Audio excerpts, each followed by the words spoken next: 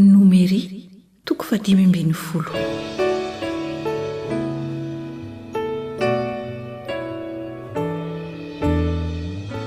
Didy samy hafa ny amin'ny fanatitra.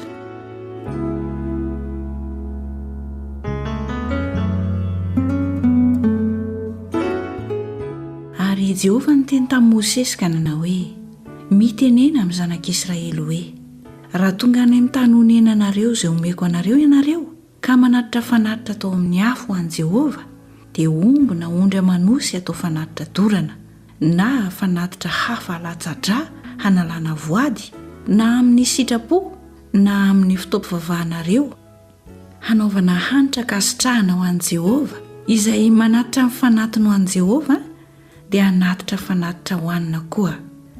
Dia koba tsara toto ampahafolon'ny efa voaharo diloilo ampaha-efatry ny hina, ary divay ampaha-efatry ny hina atao fanatitra ahidina no hampombainareo ny fanatitra dorana na ny fanatitra hafa alatsa-drà amin'ny isan-janak'ondry iray, ary ho fanampin'ny isan-ondrilahy iray. Dia koba tsara toto roa ampahafolon'ny efa voaharo diloilo ampahatelon'ny hina no aterinao ho fanatitra hohanina, ary divay ampahatelon'ny hina no aterinao ho fanatitra ahidina, ho hanitra kasitrahana ho an'i Jehovah.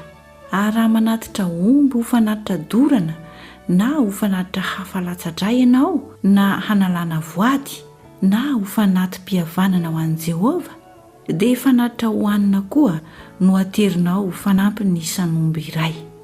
Dia koba tsara toto 7/10 efa voaharo diloilo atsasaky ny hina, ary divay atsasaky ny hina no aterinao ho fanatitra ahidina, ho fanatitra atao amin'ny afo, ho hanitra kasitrahana ho an'i Jehovah.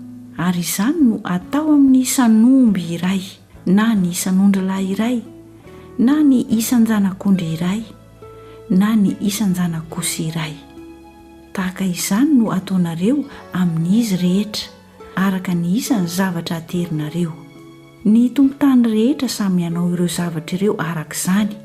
Raha manatitra fanatitra atao amin'ny hafo, ho hanitra kasitrahana ho an'i Jehovah izy. Ary raha misy vahiny eo aminareo, na olona miara-mitoetra aminareo hatramin'ny taranak'areo faramandimby, ka manatitra fanatitra atao amin'ny hafo, ho hanitra kasitrahana ho an'i Jehovah izy, dia arak'izay ataonareo no ataony. Ary ny amin'ny fiangonana dia lalàna iray ihany sy fanao iray ihany no ho aminareo sy izay vahiny eo aminareo koa, dia lalàna mandrakizay hatramin'ny taranak'areo faramandimby izany. Tsy hisy hafa eo anatrehan'i Jehovah na ianareo na ny vahiny. Lalàna iray ihany sy fanao iray ihany no ho aminareo sy izay vahiny eo aminareo. Ary Jehovah niteny tamin'i Mosesy ka nanao hoe: Mitenena amin'ny Zanak'Isiraely hoe: raha tonga any amin'ny tany izay hitondrako anareo ianareo, ka hihinana mofo avy amin'ny vokatry ny tany, dia hanokana izay ho an'i Jehovah. Hanokana mofo iray izay atao amin'ny voalohan'ny kobanareo voafetafeta ianareo, tahaka izay atokana avy eo amin'ny famolona no anokananareo izany. Ny voalohan'ny kobanareo voafetafeta dia hanomezanareo ho an'i Jehovah hatramin'ny taranak'areo faramandimby. Ary raha manota-tsinahy ianareo ka tsy mankatoy ireo didy rehetra ireo izay nolazain'i Jehovah tamin'i Mosesy, dia izay rehetra nasain'i Jehovah nandidian'i Mosesy ianareo hatramin'ny andro izay nanaovan'i Jehovah izany didy izany ka hatramin'ny taranak'areo faramandimby, koa atao tsinahy izany ka tsy fantatry ny fiangonana, dia hanatitra vato-trombilahy iray ny fiangonana rehetra ho fanatitra dorana, ho hanitra kasitrahana ho an'i Jehovah, mba amin'ny fanatitra hohanina sy ny fanatitra ahidina momba azy. Araka ny fanao, ary osilahy iray no fanatitra noho ny ota.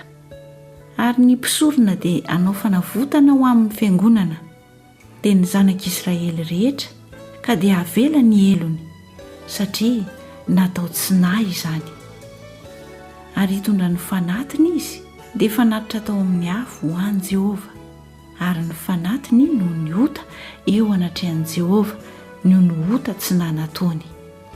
dia avela ny eloko ny fiangonana dia ny zanak'Israely rehetra mba amin'izay vahiny eo aminy fa nahazo ny olona rehetra izany noho ny otatsinahy.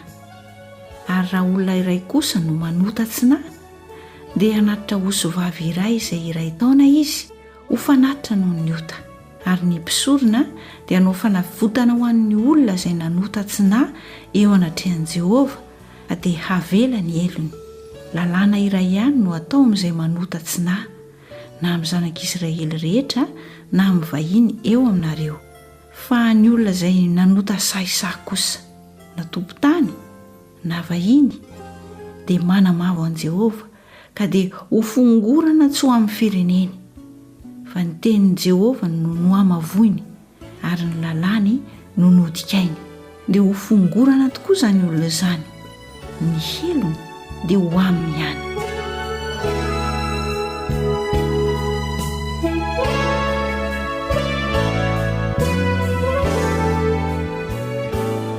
Ny natao tamin'ilay lehilahy nanangona kitay tamin'ny andro sabata.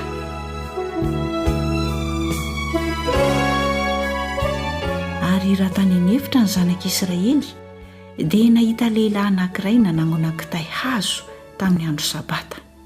Ary izay nahita azo nanangona kitay dia nitondra azy teo amin'ny Mosesy sy Arona ary ny fiangonana rehetra.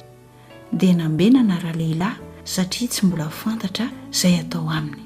Ary hoy Jehovah tamin'i Mosesy, hatao maty tokoa izany lehilahy izany, hitorabato azy eny ivelan'ny tompony fiangonana rehetra.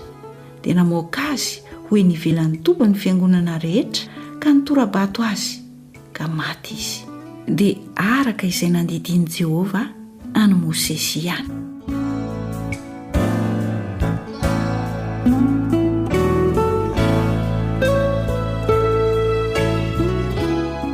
Ny amin'ny anaovana somotra viavy amin'ny sisin'ny fitafian'ny zanak'Israely.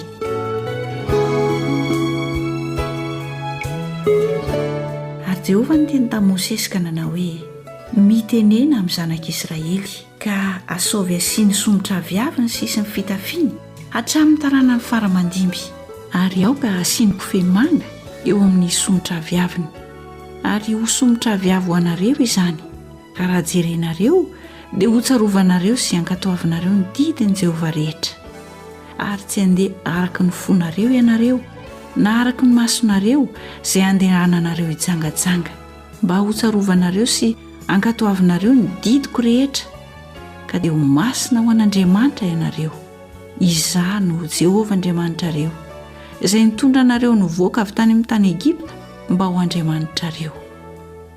Izaho no Jehovah Andriamanitrareo.